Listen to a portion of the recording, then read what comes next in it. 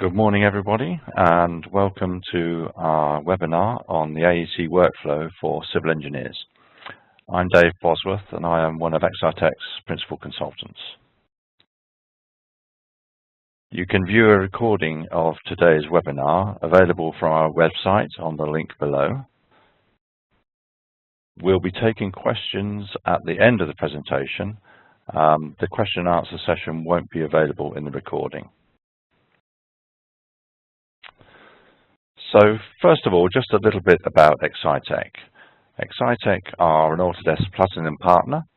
We've been in business for over 30 years and have a turnover of around 32 million with 130 or so employees. As well as providing all of the Autodesk solutions, we have our own teams in-house who develop and provide facilities management software and also document management software with our own document management solution, Excitec Docs. And these solutions are developed by our in-house software development team. Our team of consultants and trainers have extensive experience in BIM, and we help our clients achieve BIM Level 2 on their projects, as well as partnering with Lloyd's Register for our clients to gain accreditation in BIM Level 2.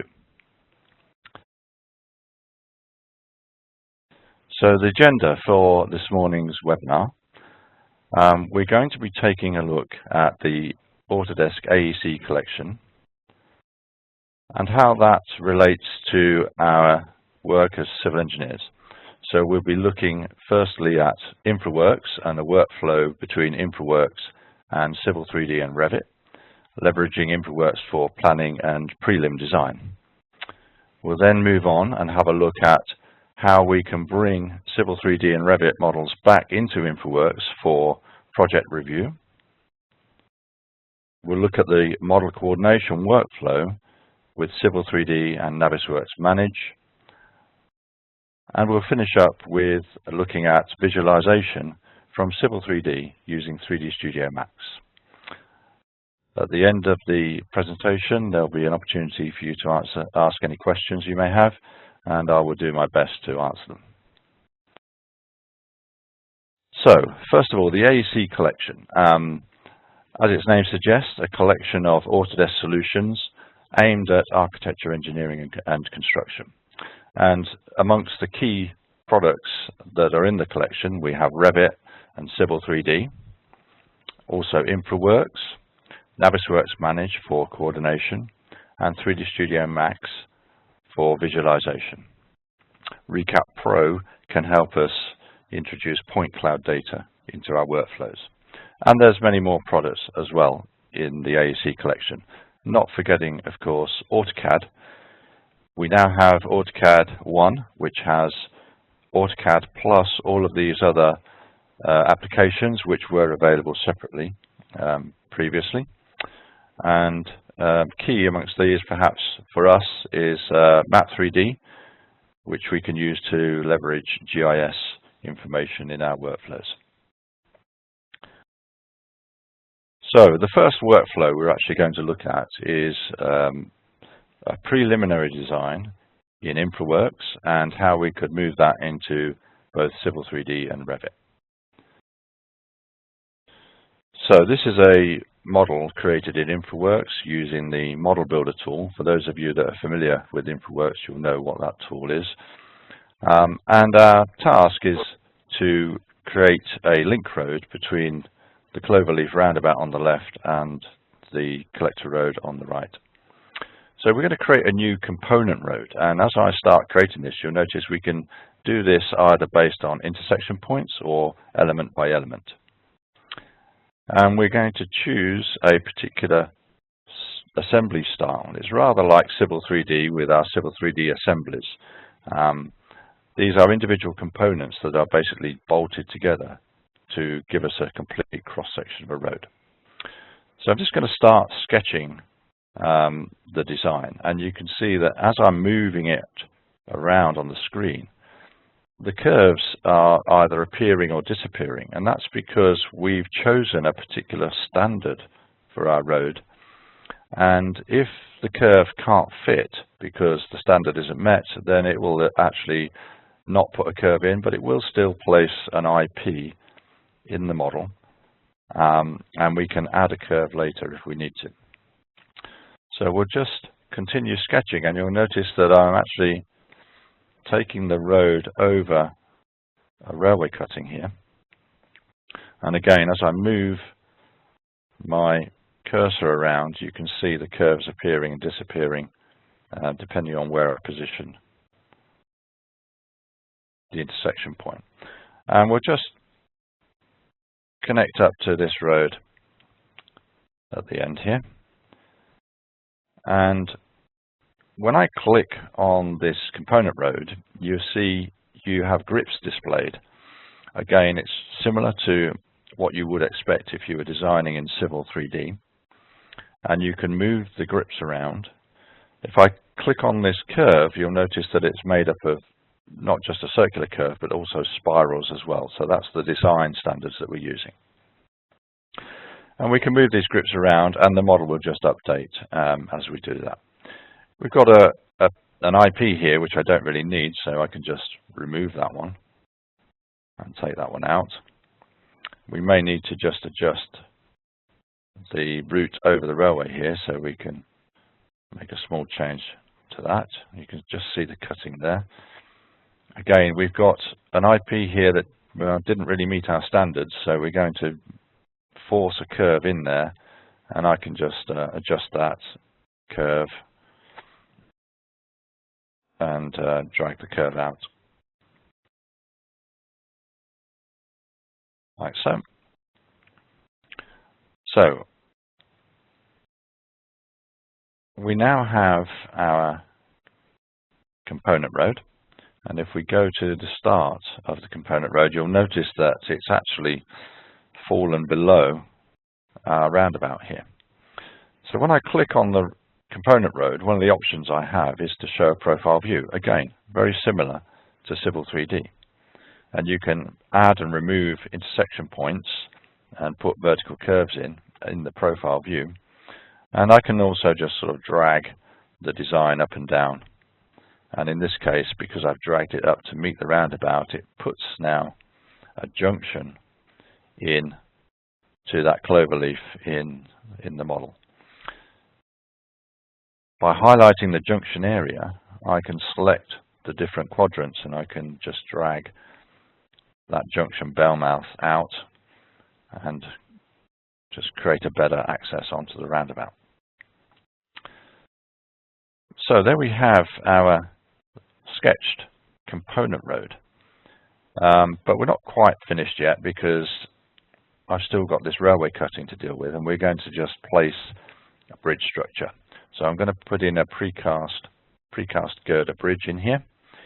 We just select the start and end chainage of the bridge structure, and it will create a full bridge model for us, putting in the bridge deck and the girders, and also the columns and the pile caps. And you can click on each of these items, each of these components, and you can modify them. You can modify their sizes and their settings. In this case, I need to actually do something about the location of these piers. So in that one, I'm just going to rotate the pile cap.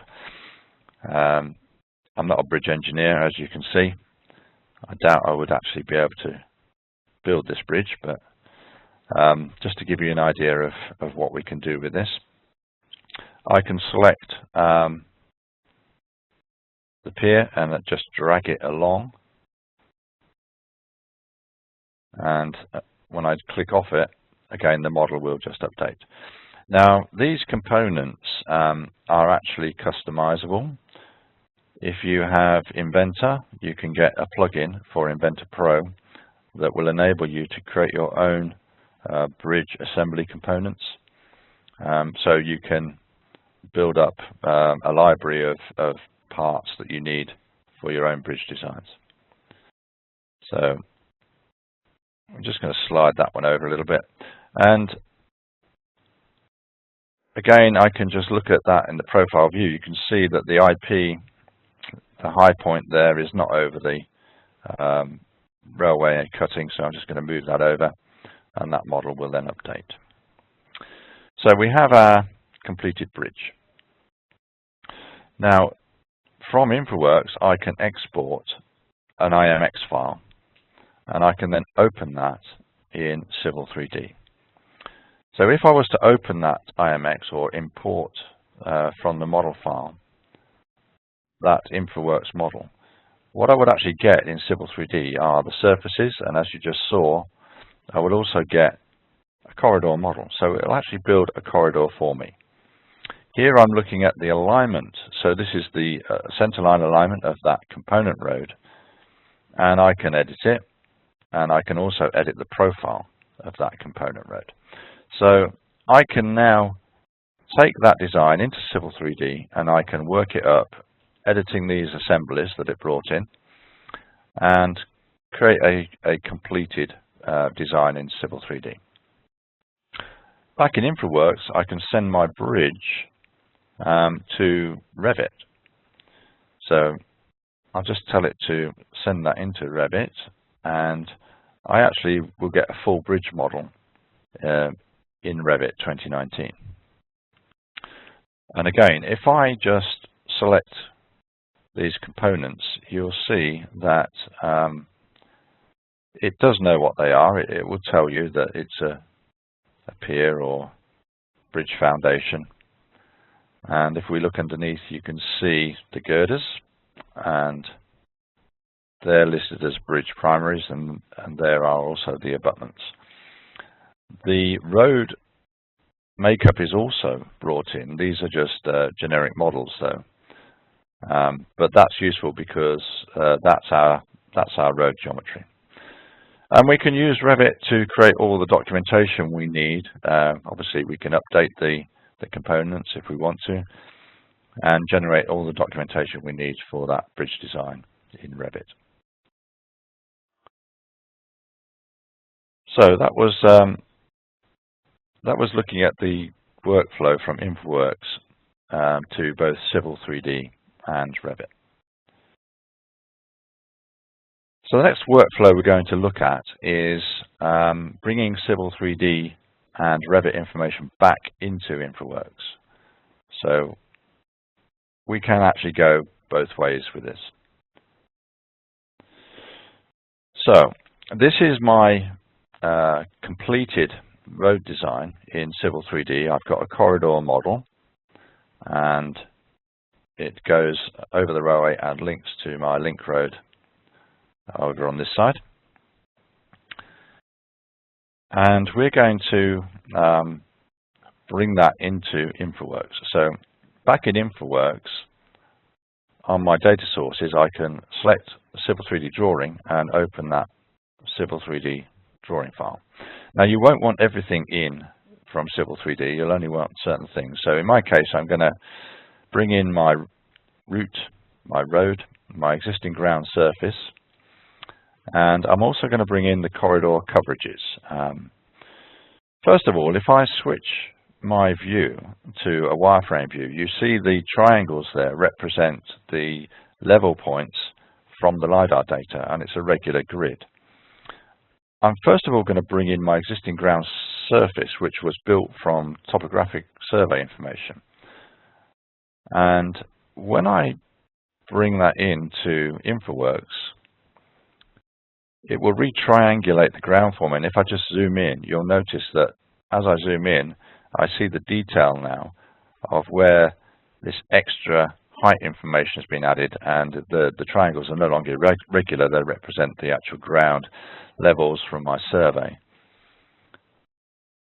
So it has updated the ground surface and made it more accurate. If I just configure the roads, this is basically the alignment from Civil 3D, and this will allow me to recreate a component road. I'm just going to do the main road here, and I'm going to tell it not to drape this on the ground because I want it to retain the levels that I had in Civil 3D. And this will create a component road, But it's not a true representation of the corridor that I had in Civil 3D. It hasn't exactly matched the parameters I had before.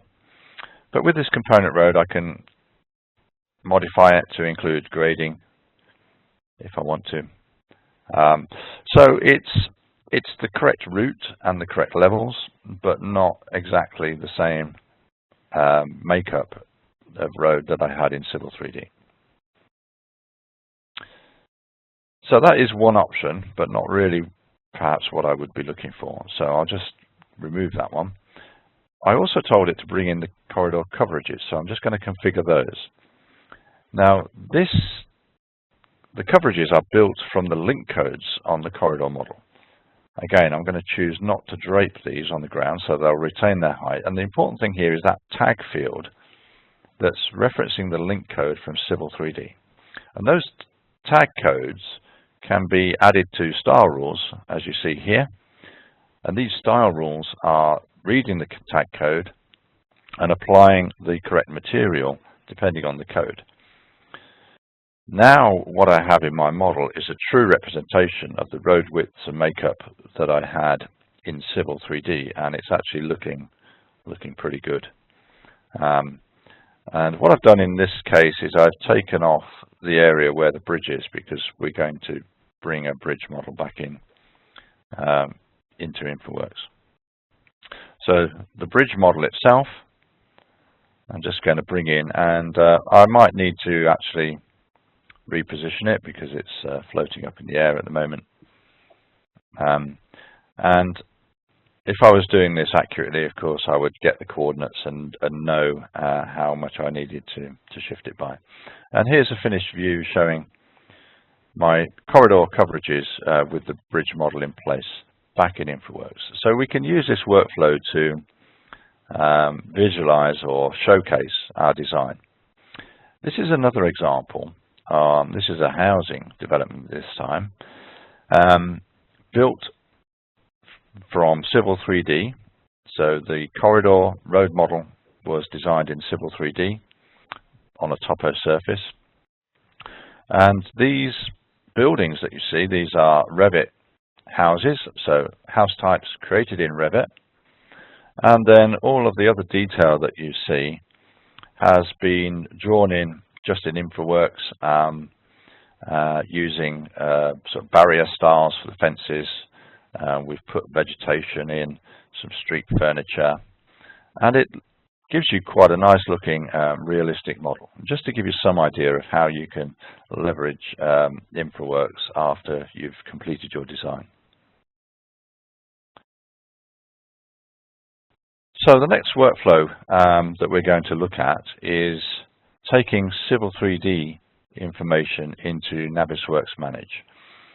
So this is something that we will almost certainly need to do if we're working on a multidisciplinary project that might include buildings and infrastructure.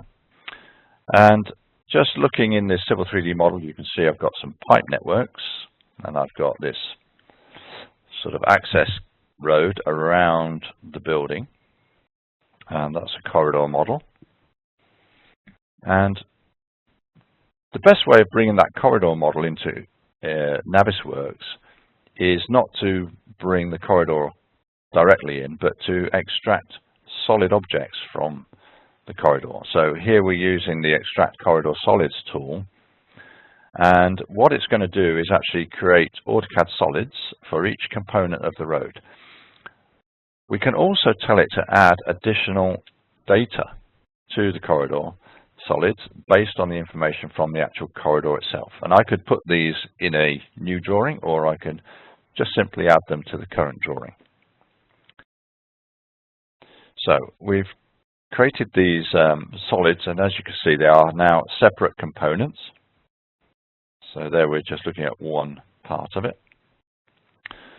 And we would probably need to just hide some things before we export that to Navisworks. I'm using a command NWC out and only exporting what is visible on my screen, because I don't want all the sections and the other detail.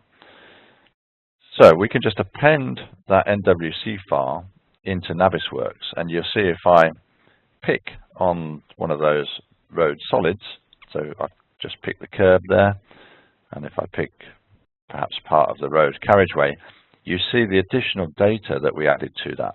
And this is actually quite important.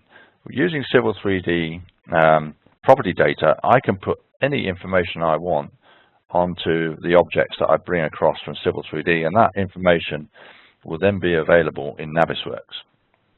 If we look underneath the site, you can see I've got my drainage networks, and again, when I click on one of those components, in this case on the Civil 3D tab of the properties, you see all the Civil 3D data regarding that particular pipe. And you can do the same for the structures as well. You'll get all the Civil 3D data coming across in the properties. So you can use that to interrogate the model and find out what these things are and what their parameters are. So we can also bring in the Revit model. So this is a model of a school. And this is a typical workflow for being able to coordinate interdiscipline and see how things actually interface. But one of the big advantages of using Navisworks Manage is our ability to do clash detection. So I'm just opening the clash detective here, and we're going to run a clash detection for our storm network against our foul drainage network. Now, how you set the pipe networks up in Civil 3D will play a big part in how you can actually select these for the clash test. So a little bit of thought before you do this will enable you to select them very easily, because they'll be separated into sort of obvious groupings. So my section A is the storm network, and on the other side B is my foul, and I can just run that clash test. And you'll see it's found a number of clashes, so I've clearly got some pipes here going through structures from the other network, and here I've got two pipes clashing. And then I can obviously switch back if I want to Civil 3D, find where these clashes are in the model, and then make the necessary actions to correct those. Another idea that you might use is just figuring out whether your pipes have the required clearance below the ground. So in this example, I'm just going to run another clash test, and what we're going to do is clash detect the pipes, the storm and foul pipes, against our surface model. So I'll pick the surface triangles there. But I could also do that on the corridor solid. So you see all the different corridor components in there that I brought in. I'll just select a few of them. So I'll select these carriageway items here. Now, instead of running a hard test on this, we're going to use a clearance. So I want to test whether it's within 1.2 meters of either the ground or the road makeup. And I can run that test, and I've got quite a few clashes here, so you can see there are a number of places then where my pipes perhaps are too close to the ground or to the road construction. Okay, so these are just some ideas of how you might use Navisworks and Civil 3D for coordination. In this example, I've got a completed model, and we're going to use Navisworks Timeliner to run a construction sequence. So I've brought in my project plan from Primavera and linked that to the objects in the model. And once I've linked it up to those objects, I can then play and simulate the timeline.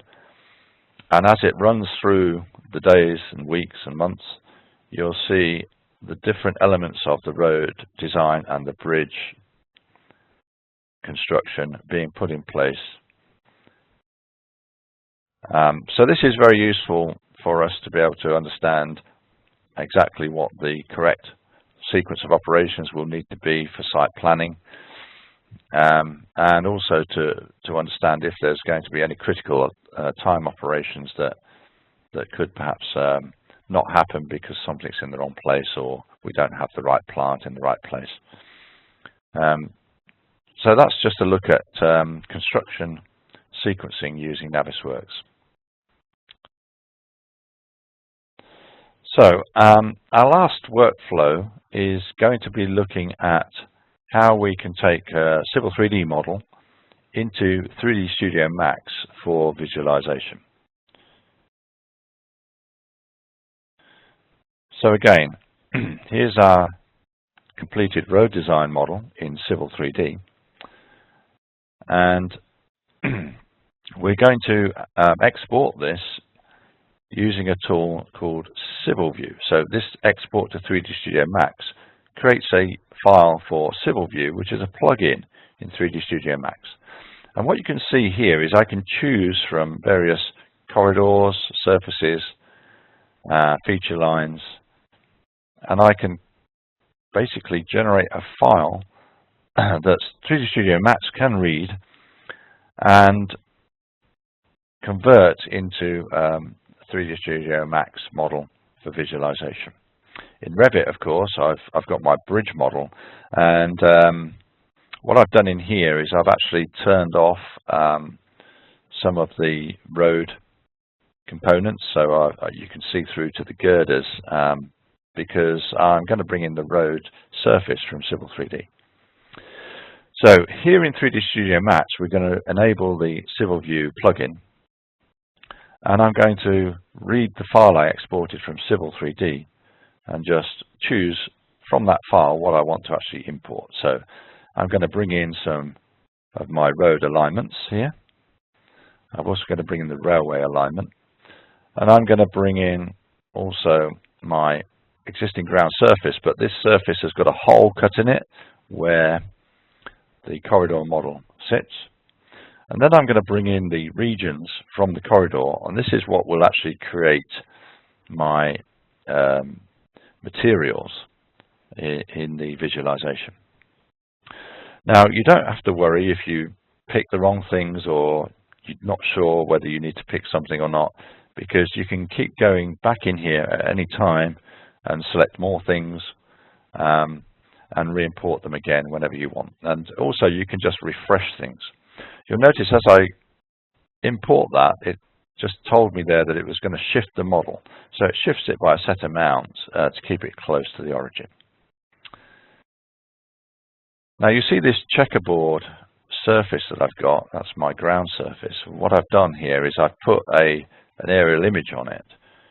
So I've draped an aerial photo. It looks a bit weird in the viewport, but when you render it, it looks fine. And now I've got my road model in here, and you can see I've got materials on it. We can start adding other data and detail to it. So in this case, I'm picking my crown line on the road, and I'm adding some road markings. So I'm going to add my centerline road marking in here. I just need to set up the width and length of the markings, and it will just place those along that crown line. And once you've set that up, you can save that style so that you can reuse it again.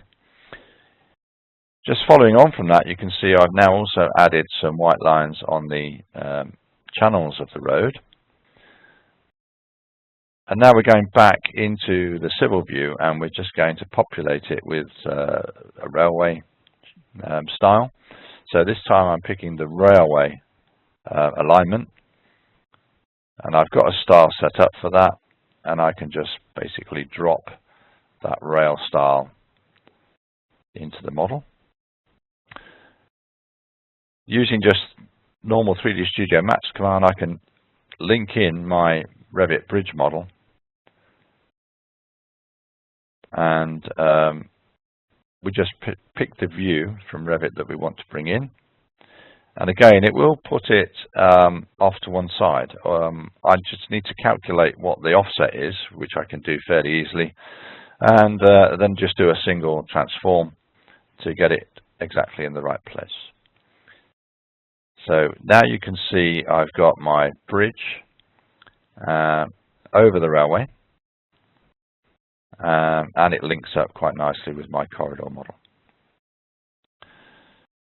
We can continue adding more detail to the model. So in this dialog, what I'm doing is I'm placing some objects in the model, and I'm going to place some street furniture, in this case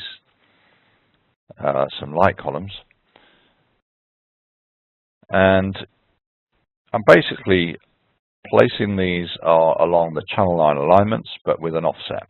And when I finish placing them, you'll see that we can visualize that in 3D Studio Max with a fly-through running automatically down the road. So what I've done here is I've also added some moving vehicles.